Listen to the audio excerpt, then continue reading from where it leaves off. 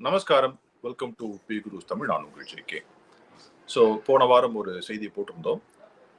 நீதிமன்றத்தில் ஆர்எஸ்எஸ் பேரணிக்கு உத்தரவு கொடுத்துருந்தாங்க, பேரணி நடத்தலாம். முன்ன என்ன ஆச்சுன்னா போன வருஷம் இந்த கேஸ் வரும்போது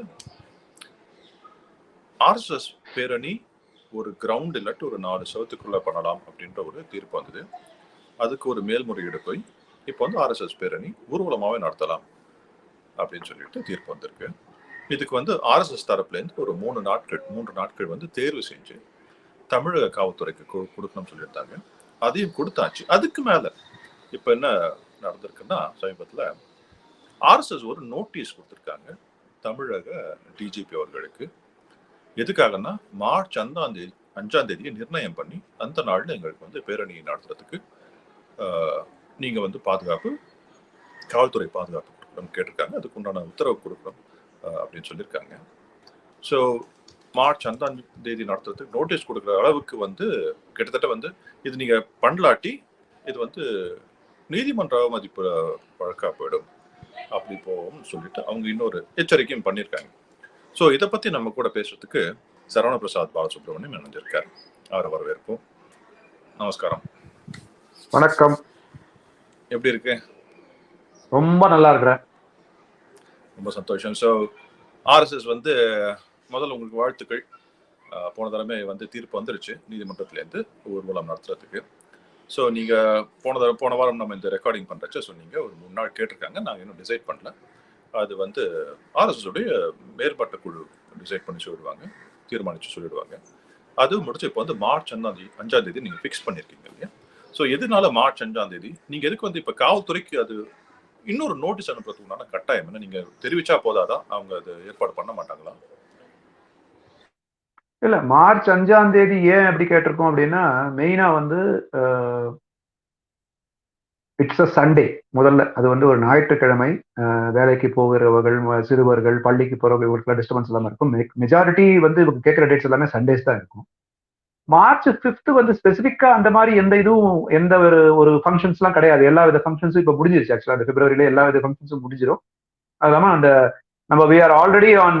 நம்ம இப்போ 21ல இருக்கிறோம். இன்னைக்கு 21ஆம் தேதி. ஸோ இதை நம்ம பாஸ் பண்ணி இந்த வார இதுல 25, 26ன்றதெல்லாம் கொஞ்சம் ரொம்ப நெருக்கடியா வந்துடும். அவங்களும் பிளான் பண்ணணும். இது சங்கம் மட்டும்தான் பிளான் பண்ணணும்னு அவசியம் கிடையாது. போலீஸ்காரங்களும் அவங்களுடைய பாதுகாப்பு சம்பந்தப்பட்ட மீட்டிங்ஸ் எல்லாம் போடணும். நம்ம கொடுத்த ரூட்ஸ் எல்லாத்தையும் அவங்களும் ஆர்கனைஸ் பண்ணி பார்க்கணும்.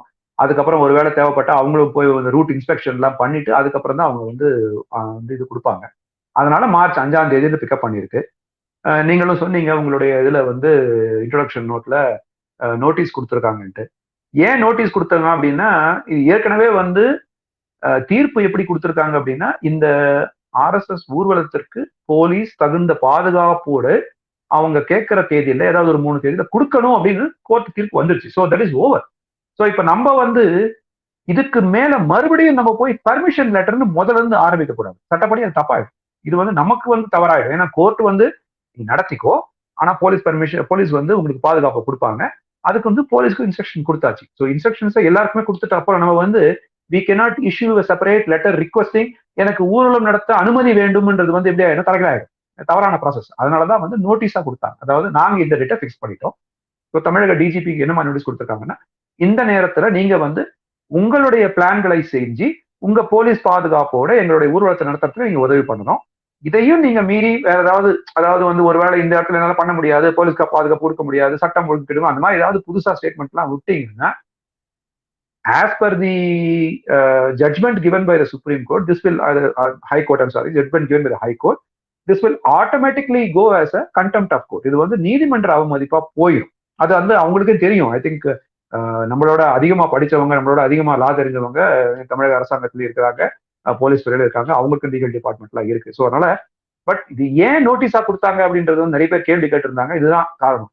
ஏற்கனவே பர்மிஷன் கேட்டு ரிக்வஸ்ட் கொடுத்து அந்த பர்மிஷன் டினை பண்ணி அதுக்கப்புறம் ஒரு பார்ஷியல் பர்மிஷன் கொடுத்து அதுக்கும் நம்ம கோர்ட்டுக்கு போய் அதையும் உடச்சி வந்ததால மறுபடியும் we don't have to go to the number 1 process. Reinventing the wheel வேண்டாம் அப்படின்ற ஒரு காரணத்தால தான் இது. மற்றபடி நீங்க பாத்தீங்கன்னா மார்ச் 5ஆம் தேதி எந்த ஸ்பெசிபிக் இதுவும் கிடையாது. இப்போ க்ளோசர் சர்க்கிள்ல வர்ற சண்டே எந்தவித பிரச்சனையும் கிடையாது, எக்ஸாம்ஸ் எல்லாம் எதுவும் கிடையாது, பசங்களுக்கும் எதுவும் கிடையாது, இந்த பப்ளிக்கும் எந்த பிரச்சனையும் ஆகாதுன்ற ஒரு காரணத்தால தான் வந்து அந்த சண்டேவை ரிக்வஸ்ட் பண்ணி கேட்டிருக்கோம். ஸோ நீங்க சென்னை கிட்டத்தட்ட லாஸ்ட் டைம் வந்து 45லேருந்து ஒரு 50 மாவட்டங்கள் வந்து ஊர்வலம் நடத்ததான் இருந்தது. எதுலுமே நடக்கலையா? ஸோ இந்த 50 மாவட்டத்துக்கும் நீங்க இல்ல ஒரு 3 இடத்துல நடந்துருச்சு. அதாவது கள்ளக்குறிச்சியில நடந்தது, இன்னொரு 2 இடத்துல நடந்திருக்கு, ஒரு 3 இடத்துல நடந்திருக்கு. அங்கெல்லாம் ரிப்பீட் பண்ற ஐடியால இருக்காங்களா இல்லையான்றது சங்க தலைவர்கள் தான் முடிவெடுப்பாங்க, அது நமக்கு தெரியாது. மற்றபடி எங்கெல்லாம் நடக்கலையோ அங்கெல்லாமே வந்து இந்த பர்மிஷனோட, அதனாலதான் தமிழக டிஜிபிக்கு இங்க மாவட்ட வாரியா நாங்க எந்த போலீஸ் ஸ்டேஷனுக்கோ எந்த இதுக்குமே அந்த மாவட்டத்தோட எஸ்பிக்கு எல்லாம் வந்து ரிக்வஸ்ட் போகல, அந்த நோட்டீஸ் போகல. நோட்டீஸ் போனது தமிழக டிஜிபி. ஏன்னா தமிழக டிஜிபி முடிவெடுத்து அவர் வந்து அந்த ஆர்டரை வந்து அனுப்பிட்டார் அப்படின்னா எந்தெந்த மாவட்டத்துல நடக்கலையோ அந்தந்த மாவட்டத்துல இந்த ஊர்வலம் அமைதியான முறையில் நடத்தப்படும். ஸோ இது வந்து 2022க்கான பேரணி இப்ப நீங்க மார்ச்ல கோர்ட் உத்தரவோட பண்றீங்க. 2023க்குண்டான பேரணி ஏதாவது ஆல்ரெடி பிளான் பண்ணிருக்கீங்களா, இல்லாட்டி இது வருஷ கடைசியில தான் வருமா?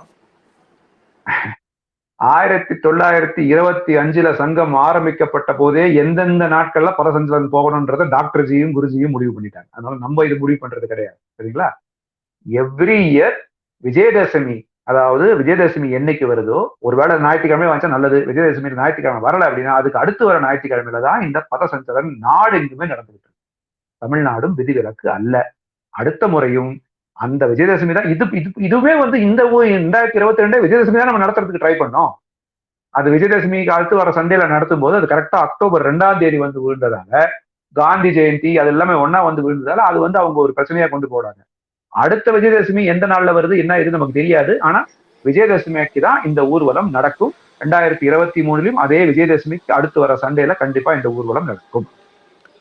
இன்ஃபேக்ட் நம்ம 2022 விஜயதசமி டைம்ல நீங்க பிக்ஸ் பண்ணும்போதே ரைட், அது தீர்மானம் பண்ணின உடனே கூட பல எதிர்ப்புகள் வந்தது. அந்த எதிர்ப்புகளை காரணம் காட்டி தான் வந்து அந்த நேரத்துல வந்து உங்களுக்கு வந்து அனுமதி தரப்படலை. இப்போ வந்து கோர்ட் உத்தரவோட நீங்க பண்ண போறீங்க. அந்த மாதிரி ஏதாவது பிரச்சனை எதிர்பார்க்குறீங்களா, இல்லாட்டி அது நடக்காம வந்து தடுக்கிறது காவல்துறையோட கடமைன்னு பாக்குறீங்களா? இல்ல, நம்ம வந்து ஃபியூச்சர் நடக்கும் நம்ம சொல்ல முடியாது. எதிர்ப்புகள் இருந்துகிட்டு தான் இருக்கும். எதிர்ப்புகள் இருக்கத்தான் ஒரு ஒரு இயக்கத்துக்கான பலமும் தெரியும், இயக்கமோட வளர்ச்சியும் புரியும். அதனால வந்து அவங்க எதிர்க்கிறவங்க எதிர்த்துக்கிட்டா இருப்பாங்க, எதிர்த்துக்கிட்டே இருக்கட்டும் தான் நானும் சொல்றேன். அவங்க எதிர்க்கதான் எங்களால இந்து மக்களை எல்லாம் ஒன்றிணைச்சு இந்த இந்து மகா சக்தியை வந்து ஒரு அணியில இணைச்சு இவங்களுடைய பலத்தை வந்து நம்ம காட்ட முடியும், நம்மளுடைய பலத்தை நம்ம காட்ட முடியும் நினைக்கும் போதுதான் அதுக்கு வந்து இதுக்கான எதிர்ப்பு நமக்கு தேவைதான். இந்த எதிர்ப்பு நல்லதுதான், இல்லைன்னு சொல்ல முடியாது. எதிர்ப்பே இல்லாம நம்ம பாட்டு நம்ம ஊரில் நடத்திட்டே போயிட்டு இருந்தோம்னு வச்சுங்களேன், அவன் வர்றவங்களுக்கு நல்லா சந்தோஷமா தான் இருக்கும் எல்லாருக்கும். ஆனா அதே சமயம் ஒரு எதிர்ப்பை மீறி நம்ம நடத்தும் போது அதோடைய ஒரு இம்பாக்ட் இருக்கு இல்லையா, அந்த ஒரு சந்தோஷம் இருக்கு இல்லையா, அது வந்து கிடைக்காது. ஆனா எதிர்க்கிறவங்க எதிர்க்கிட்டோம், இன்னும் நிறைய நல்லா எதிர்க்கதான் நாங்க இன்னும் வளர்ந்துகிட்டே இருக்கிறோம். இவங்களே எங்களை கொண்டு போய் மூல முடுக்கெல்லாம் இந்தியா இருக்கிற எல்லா முக்கியமா தமிழகத்துல இவங்க சொல்லிட்டு இருக்காங்க பாருங்க, திராவிட பூமி. இவங்களே வந்து போராட்டத்தை நடத்தி RSS கொண்டு போய் மூல முடுக்கெல்லாம் சேர்க்க போறாங்க, கவலையே படாது. ரொம்ப நன்றி சரவண பிரசாத் அவர்களுடைய ஒரு நேரம் வந்து RSS உடைய பதசஞ்சலன் உண்டான மார்ச் 5 தேதிக்கு உண்டான காரணங்களை அழக விளக்கினதுக்கு ரொம்ப நன்றி. மிக்க நன்றி, வணக்கம்.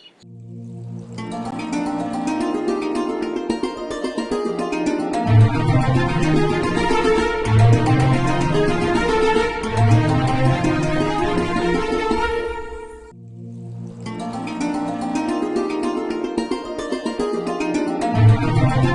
you.